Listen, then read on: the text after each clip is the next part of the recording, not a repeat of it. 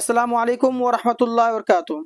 सहायक उर्दू अनुवादक की क्लास आज से शुरू हो रही है और आपके जो पेपर 1 है और आपके पेपर 2 हैं, तो इन दोनों की क्लास आपको डेली देखने के लिए मिलेगा। और पेपर 1 की बात जो है वो आपको सुबह 8 साढ़े 8 बजे आपको क्लासेस देखने के लिए मिलेगा और पेपर 2 की जहाँ तक बात है वो आपको शाम के साढ़े 8 बजे आपको देखने के लिए मिलेगा। तो प्रत्येक क्लास को आप ज्वाइन होने की कोशिश करेंगे और मैं आपको यहाँ पर मोटा-मोटा समझा देता हूँ कि पेपर 2 जो है वो आपके टोटल 100 नंबर के हैं और इसमें आपको 3 घंटे का समय है। तो सबसे पहले आइए ये जान लेते हैं कि पेपर 2 में क्या-क्या पढ़ने का रहता है। वैसे मैं इसके सिलेबस के बारे में बात कर दिया था और इसके बारे में आपको बता चुका हूँ। आप एक मर्तबा देख लेंगे, नहीं देखें तो डिस्क्रिप्शन में लिंक मिल जाएगा। तो इसमें है जो हिंदी से उर्दू और उर्दू से हिंदी, अंग्रेजी से उर्दू और अंग्रेजी से हिंदी आपको अनुवाद करने के लिए रहेगा, ट्रांसलेट करने के लिए रहेगा। अब आइए हम ये समझते हैं कि भाई इसके जो अनुवाद करने के रहेंगे तो वो किस तरीके से रहेंगे। तो आज हम लोग जो है अल्लामा इकबाल के बारे में पढ़ने वाले हैं और इसकी जो हिस्टोरी है उसको हिंदी में ट्रांसलेट करके आपको दिखाएंगे। लेकिन उससे पहले थोड़ी सी जानकारी आपको मैं देना चाहूँगा, जैसे कि मैं आपको पहले दिखा ही देता हूँ। देखिए यहाँ से है कि उर्दू से हिंदी में तर्जुमा, ये जो देख रहे हैं उर्दू से हिंदी में तर्जुमा आपको कैसे करना है। जैसे ये आपके हैं अल्लामा इकबाल के बारे में, तो इनको आपको अनुवाद करना है हिंदी में। कैसे करेंगे मैं आपको समझाऊंगा। उससे पहले ये जो तर्जुमे से मुतालिक अहम इम्कानात हैं इनको सबसे पहले समझ लीजिए, नहीं तो फिर दिक्कत हो जाएगा। क्योंकि कोई भी ट्रांसलेट करने के लिए सबसे पहले इनकी जानकारी होनी चाहिए और ये आपको समझ में आनी चाहिए कि भाई किस तरीके से तर्जुमा करते हैं। आइए सरसरी तौर पर ऐसे ही ऊपर ऊपर देखते हैं क्या है। यहाँ पर पॉइंट नंबर 1 में है कि तर्जुमा निगारी के लिए 2 चीजें बहुत जरूरी हैं। कौन कौन चीजें बहुत जरूरी हैं? एक चीज है आपका दोनों जबानों की जानकारी होना, कि दोनों जबानों में, जैसे कि आप उर्दू से हिंदी ट्रांसलेट कर रहे हैं तो उर्दू में आपके पास महारत होनी ही चाहिए, साथ साथ में हिंदी में भी आपको महारत होनी चाहिए। दोनों जबानों के में से अगर एक जबान में आप कमजोर पड़ जाएंगे तो और दूसरी जबान में आप महारत हासिल करके रहेंगे तो आप नहीं कर सकते हैं, तर्जुमा निगार आप नहीं बन पाएंगे। ठीक है, साथ साथ में तर्जुमे की मश्क, यानी कि तर्जुमे करने का मश्क होनी चाहिए आपके सामने। ऐसा नहीं है कि 1 मिनट में आप एक वर्ड सोच रहे हो। जैसे कि तर्जुमा निगारी को हिंदी में क्या कहते हैं, ये आप अगर नहीं जानते हैं तो इसको सोचने में आप अगर 1 मिनट लगा देंगे तो पूरी किताब का ट्रांसलेट करने में आपको सालों लग जाएंगे। समझ में आ रहा है आपको बात? इसीलिए तर्जुमे की मश्क होनी चाहिए प्लस दोनों जबानों की जानकारी होनी चाहिए।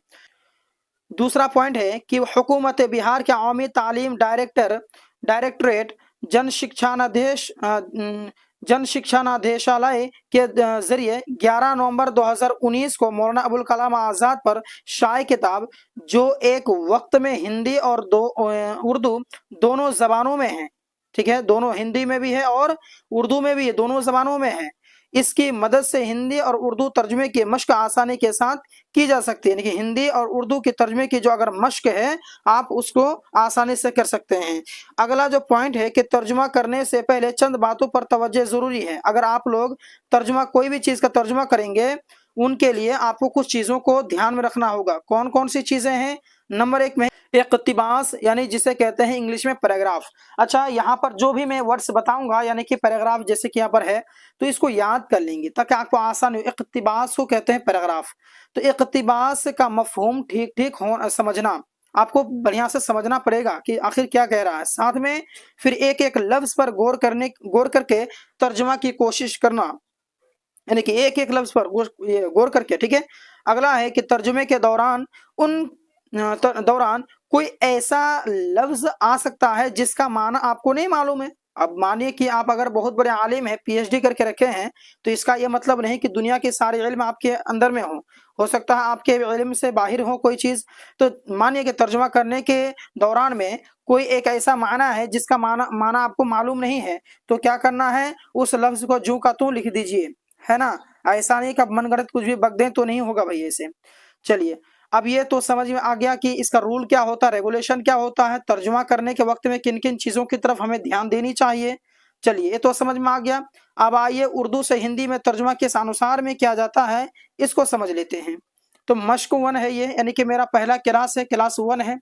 तो आप लोग प्रत्येक क्लास को ज्वाइन करें। अच्छा, एक चीज मैं आपको बता दूं कि अगर आप लोग सिर्फ मोबाइल से अभी क्लास देख रहे हो तो आप मोबाइल को अभी एक मरतबा एक सेकंड के लिए बंद कर दें और सबसे पहले जाएं और एक कॉपी और कलम लेके आएं। कॉपी और कलम लेने के बाद में इस वीडियो को देखें।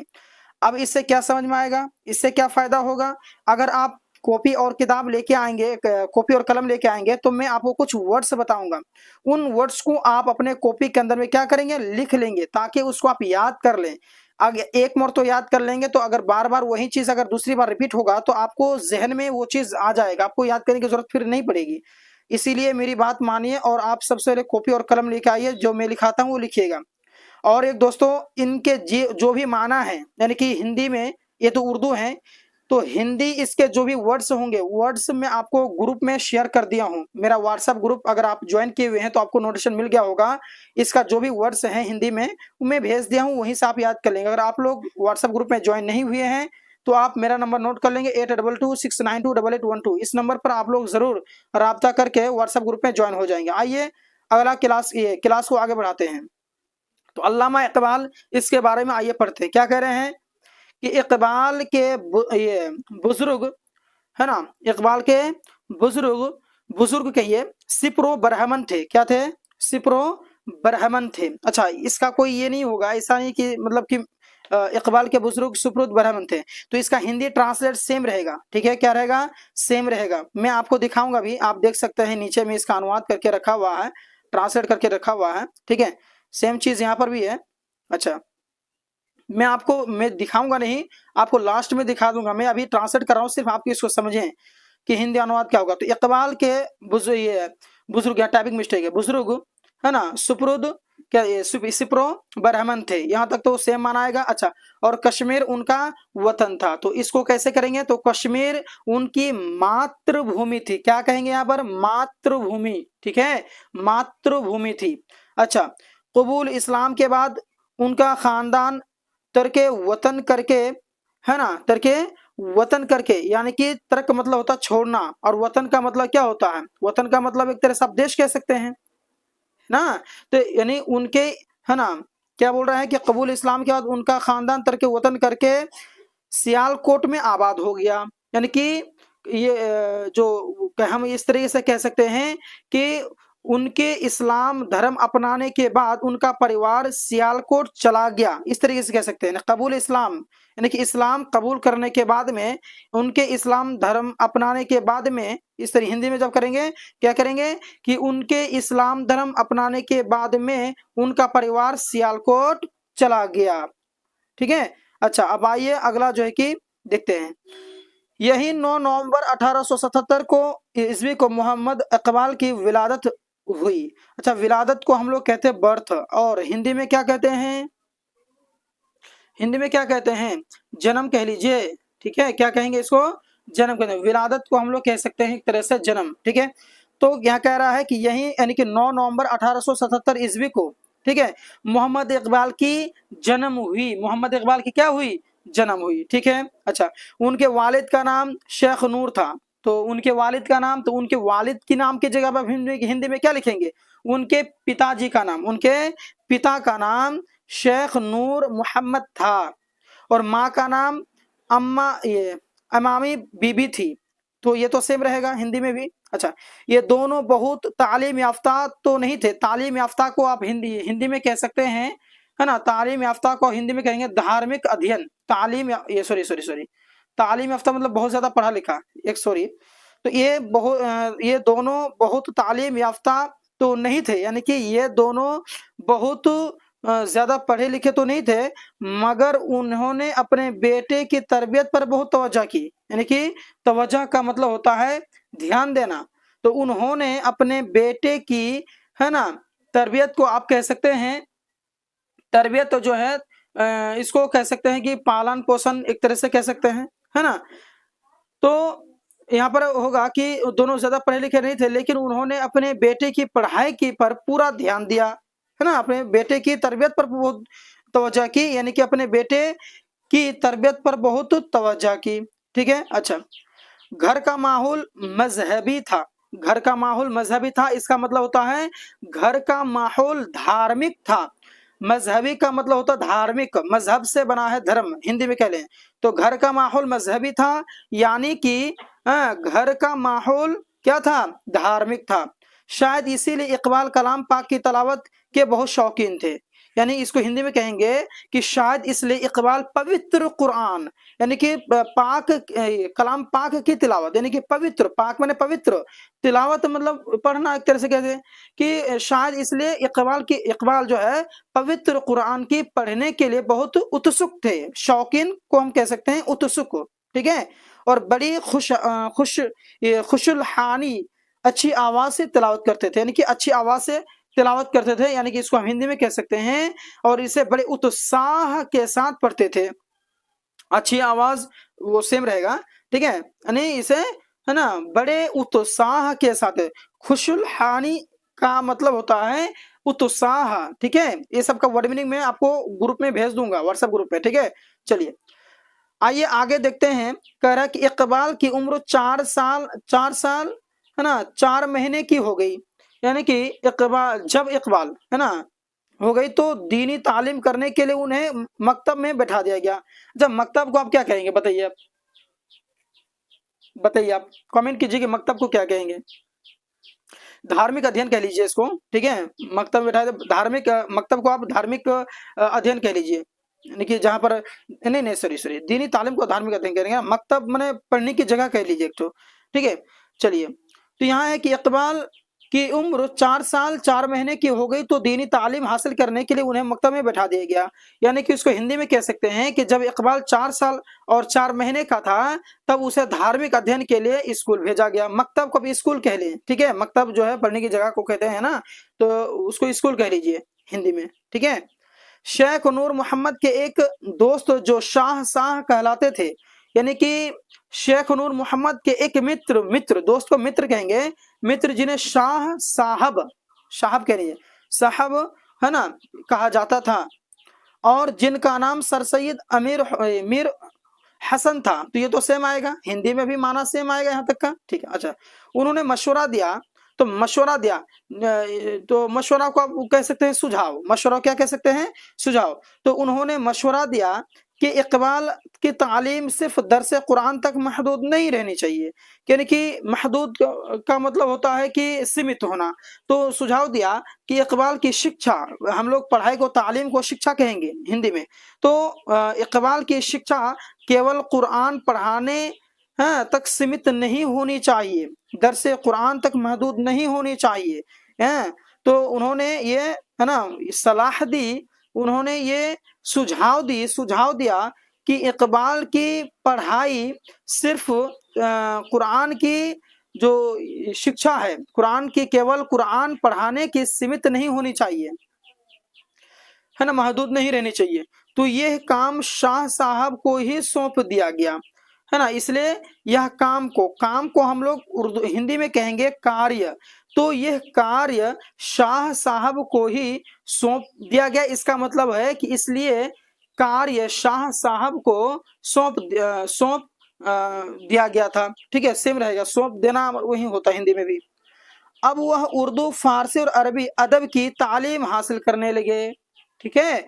अच्छा, अदब को आप कह सकते हैं साहित्य, क्या कह सकते हैं, साहित्य।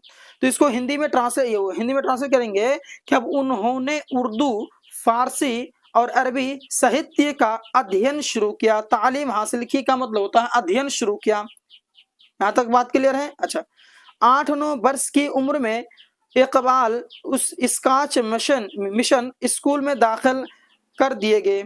यानी इसको कह सकते हैं कि 8 साल की उम्र में, है ना, 8 साल के बरस को हम लोग उम्र कहेंगे। 8 साल की उम्र में इकबाल को स्कॉच मिशन स्कूल में भर्ती कराया गया, दाखिल कर दिए गए। इसको हम लोग कहेंगे भर्ती करना। तो आदत पड़ जाएगा आपको, धीरे धीरे पढ़ते पढ़ते आदत पड़ जाएगा। अच्छा, शाह साहब भी उस स्कूल से वाबस्ता हो गए थे। वाबस्ता का मतलब क्या होता है, जुड़ जाना, यानी कि शाह साहब भी उसी स्कूल से जुड़े, वाबस्ता हो गए थे मतलब जुड़ गए थे। अच्छा, उनकी रहनुमाई हासिल रही। रहनुमाई को आप कह सकते हैं मार्गदर्शन, क्या कह सकते हैं, मार्गदर्शन। साथ साथ में वर्ड को याद कर लेंगे, मार्गदर्शन। तो उनकी रहनुमाई हासिल रही, यानी कि उनकी मार्गदर्शन हासिल रही, ठीक है, जारी रही। अच्छा, हासिल रही को जारी रहना कहेंगे। और उनके सुहबत में इकबाल में शेरी ज़ौक़ पैदा हो गया। और उनकी सुहबत को आप कह सकते हैं कंपनी, यानी कि उनके साथ में, और उनकी सोहबत में यानी कि उनकी कंपनी में इकबाल में शेरी ज़ौक़ पैदा हो गया। शेरी को आप कहेंगे काव्यात्मक, क्या कहें, काव्यात्मक स्वाद विकसित किया गया। ठीक है, उन्होंने 1891 में मेडल और 1893 में इम्तियाज के साथ मैट्रिक पास किया। यानी इसको आप कह लें कि, है ना, कि उन्होंने 1891 में मैट्रिक किया और 1893 में डिस्टिंक्शन के साथ मैट्रिक किया। ठीक है, मैट्रिक पास किया, मैट्रिक किया, यहीं से इंटरमीडिएट का इम्तिहान पास किया। तो इम्तिहान को आप लोग एग्जाम, परीक्षा कहेंगे। एग्जाम तो आपके इंग्लिश लफ्ज हैं, उसको आप कहेंगे परीक्षा। ठीक है, तो यहीं से इंटरमीडिएट का इम्तिहान पास किया, यानी कि यहीं से आपके इंटर का परीक्षा पास किया। ठीक है, अच्छा आगे देखिए। उसके बाद बीए की डिग्री के लिए गवर्नमेंट कॉलेज में, यानी कि बीएड की, अच्छा गवर्नमेंट कॉलेज को हिंदी में क्या कहेंगे, सरकारी कॉलेज। ठीक है, सरकारी कॉलेज कहेंगे, यहां तक तो कोई दिक्कत नहीं है। अच्छा, दाखिला लिया, दाखिला लिया का मतलब होता है भर्ती लिया। ठीक है, कोई दिक्कत नहीं है, दिक्कत आगे देखिए। इस कॉलेज से बीए करने के बाद उन्होंने फलसफे में एमए किया है। क्या क्या, फलसफे में, यानी कि फलसफे को आप कह सकते हैं दर्शन शास्त्र, यानी कि उन्होंने दर्शन शास्त्र में एमए किया। ठीक है, फलसफे को दर्शन शास्त्र कहेंगे, दर्शन कहा जाता है। तालीम के दौरान, तालीम माने, तालीम को हम लोग क्या कहेंगे, शिक्षा कहेंगे। शिक्षा के दौरान उन्हें दर्शन के प्रोफेसर मिस्टर आर्नोल्ड, ठीक है, मिस्टर आर्नोल्ड से मिलने का अवसर मिला, मौका मिला, फैजाब होने का मौका मिला, मतलब कि मिलने का अवसर मिला। ठीक है, अच्छा आगे देखिए। इसमें है, आगे कह रहा है कि इकबाल ने और एंटल कॉलेज और गवर्नमेंट कॉलेज में मुलाजिमत की। अच्छा, मुलाजिमत का मतलब होता है नौकरी करना, काम करना। तो कहने कि इकबाल ने, है ना, जो ये है एंटल कॉलेज और, है ना, गवर्नमेंट कॉलेज में काम किया, है ना, गवर्नमेंट कॉलेज में क्या किया, मुलाजिमत की, यानी कि काम किया। उसके बाद वकालत शुरू कर दी। उसके बाद जो है वो क्या क्या, वकालत की प्रैक्टिस शुरू की, कह दीजिएगा यहाँ पर वकालत शुरू की, यानी कि वकालत की प्रैक्टिस शुरू की, इस तरीके से आप बोल देंगे हिंदी में। वकालत में वह बहुत कामयाब नहीं हुए, इसको हिंदी में आप कहेंगे कि वे वकालत में बहुत सफल नहीं हुए। कामयाब को कहते हैं सफल, तो वह वकालत में बहुत कामयाब नहीं हुए, यानी कि वकालत में वह ये सफल नहीं थे। हुकूमत बरतानिया ने, अच्छा बरतानिया को हिंदी में क्या कहेंगे, ब्रिटिश, पता है ना आपको, बरतानिया क्या कहेंगे, ब्रिटिश कहेंगे। तो हुकूमत बरतानिया ने 1900 हुकूमत मतलब सरकार कहेंगे, हुकूमत बरतानिया ने, यानी कि ब्रिटिश सरकार ने 1923 में सर का खिताब दिया, यानी कि सर कहा, खिताब देना यानी कि कहना, सर का खिताब दिया यानी कि सर कहा। ठीक है, अच्छा अगला देखिए। कह रहे हैं कि इकबाल ने 3 शादियां की। इकबाल ने कितनी शादियां की, 3 शादियां की। इसको हिंदी में कहेंगे इकबाल ने 3 शादियां की थी। हाँ, वही सेम आएगा, कोई दिक्कत नहीं। मगर उनकी अज़दवाजी जिंदगी ज्यादा खुशगवार नहीं रही, यानी कि उनका जो वैवाहिक, यहाँ पर जो अज़दवाजी है उसको हम लोग कहेंगे वैवाहिक। तो उनका, लेकिन उनका वैवाहिक जीवन बहुत खुश नहीं था, खुशगवार नहीं था, मतलब खुश नहीं था, हिंदी में कहेंगे। और सबब यह है कि उनकी माली हालत कभी बहुत अच्छी नहीं रही, यानी कि उसको हिंदी में कहेंगे इसका कारण। तो यही सब, और ये सबब ये था, यानी कि ये कारण था, और उसका कारण यह था कि उनकी आर्थिक स्थिति कभी बहुत अच्छी नहीं रही, यानी कि जो माली हालत है उसको हम लोग कहेंगे आर्थिक स्थिति। समझ में आया? अच्छा, 10 जनवरी 1934 ईस्वी को इकबाल को नजला हुआ, है ना, क्या हुआ, नजला, कि 10 जनवरी 1934 को इकबाल के फ्लू का अनुबंधन किया, जो इन्फ्लुएंजा में बदल गया, यानी कि इन्फ्लुएंजा हम बदल गया, सेम रहेगा वो, मतलब तब्दील हो गया, बदल गया, ऐसा बोलेंगे। फिर आवाज बैठ गई। आवाज बैठने का मतलब होता है कि तभी आवाज रुक गई। ठीक है, अच्छा, दिल का आर्जा भी हो गया। आर्जा का मतलब मैंने क्या बोला था, जो आपको व्हाट्सएप ग्रुप में भेजा गया ना, क्या आर्जा का मतलब होता है बीमारी। ठीक है, तो फिर दिल का आर्जा भी हो गया, यानी कि दिल की बीमारी भी थी। अच्छा, मिर्ज बढ़ते गए, यानी कि मिर्ज का मतलब होता है बीमारी, ये रोग, है ना, रोग बढ़ता गया। सेहत खराब होती गई, यानी कि स्वस्थ, सेहत को कहेंगे स्वस्थ, बिगड़ गया, खराब हो गई मतलब बिगड़ जाना। आखिरकार 21 अप्रैल 1938 ईस्वी को इंतकाल हो गया, यानी कि मृत्यु हो गई, है ना, निधन हो गया। हम लोग या तो मृत्यु कहेंगे या फिर कहेंगे निधन, निधन हो गया। ठीक है, अच्छा आगे देखिए, अगला है, एक सेकेंड, यहाँ है कि इकबाल हमारी जबान के फलसफी शायर हैं, यानी कि इकबाल हमारी भाषा के दार्शनिक कवि हैं। दर्शन कहेंगे ना, फलसफा का मतलब दर्शन होता है, शायर बने कवि, तो दार्शनिक क्या है, कवि हैं। उन्होंने अपने फलसफे से मिल्लत इस्लाम के दर्द की दवा की है, यानी कि उन्होंने अपने दर्शन से इस्लाम राष्ट्र के दर्द को ठीक किया, यानी कि मिल्लत मने होता है राष्ट्रीय, उन्होंने अपने दर्शन से मिल्लत यानी कि राष्ट्र को, राष्ट्रीय इस्लामिक राष्ट्र को, यानी इस्लाम राष्ट्र को दर्द की दवा दी, यानी कि ये दर्द को ठीक किया। इकबाल पयामी शायर हैं। इकबाल क्या भाई, इकबाल एक पयामी कवि हैं, शायर का मतलब कवि, तो पयामी का पयामी बोलेंगे हिंदी में, शायर में कवि। लेकिन इस हकीकत से बखूबी वाकिफ हैं। वाकिफ का मतलब क्या होता है, परिचित, हिंदी में कहेंगे परिचित, यानी कि लेकिन इस हकीकत से, है ना, लेकिन इस हकीकत से अच्छी तरह परिचित है। बखूबी का मतलब अच्छी तरह वाकिफ है। पैराया इजहार में दिलकशी ना हो तो फलसफा व पैगाम की तरफ कोई मुतवज्जा होता ही नहीं, यानी अगर किसी को अभिव्यक्ति में रुचि नहीं है तो वह दर्शन और संदेश पर ध्यान नहीं देता है। ठीक है, पैगाम का मतलब होता है संदेश, ठीक है, संदेश ध्यान नहीं देता है। अगला देखिए, इकबाल की शायरी में सना का हुनर मुंदाना इस्तेमाल है, यानी कि इकबाल की कवि में कला का कुशल प्रयोग है, यानी इकबाल की शायरी ने कवि, तो इकबाल के कवि में सना का हुनर मंदाना इस्तेमाल है, यानी कि कुशल प्रयोग है, इस्तेमाल प्रयोग है ना, हुनर कहेंगे हम लोग किसको, कुशल को, ये सॉरी, हाँ हाँ ठीक है, हुनर कहेंगे हम लोग कला को, सॉरी कला कहेंगे ना, कला, ठीक है, चलिए आगे।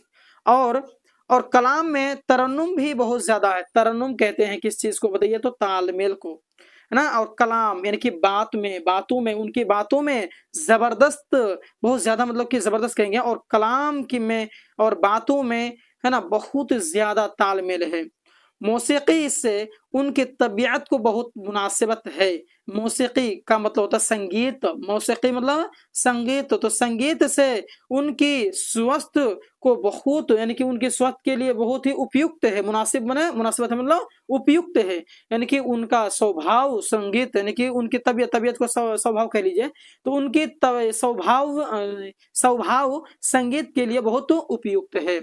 तो आज मैंने आपको जो बताया वो अल्लामा इकबाल, मैंने ये तो सबसे पहले शुरू में ये बताया कि तर्जुमे की अहम निकात क्या है, यानी कि इसके क्या क्या फायदे हैं और किन किन चीज़ों पर हमें ध्यान रखना होगा। उसके बाद मैंने आपको कलम कॉपी निकालने के लिए कहा था, आपने आई होप लिख लिया होगा, अगर नहीं लिखे तो लिख लेंगे, नहीं तो आपको व्हाट्सएप ग्रुप में तो छोड़े हुए हैं ही ना, उसको आप जो है कि याद कर लेंगे। उसके बाद में उसका तो ट्रांसलेट यहाँ पर दिया हुआ है, ठीक है। ये पीडीएफ भी आपको चाहिए तो दिए गए नंबर पर जो कांटेक्ट कर लेंगे, इस पीडीएफ को भी आपको दे दिया जाएगा, आपको दे दूंगा मैं, है ना।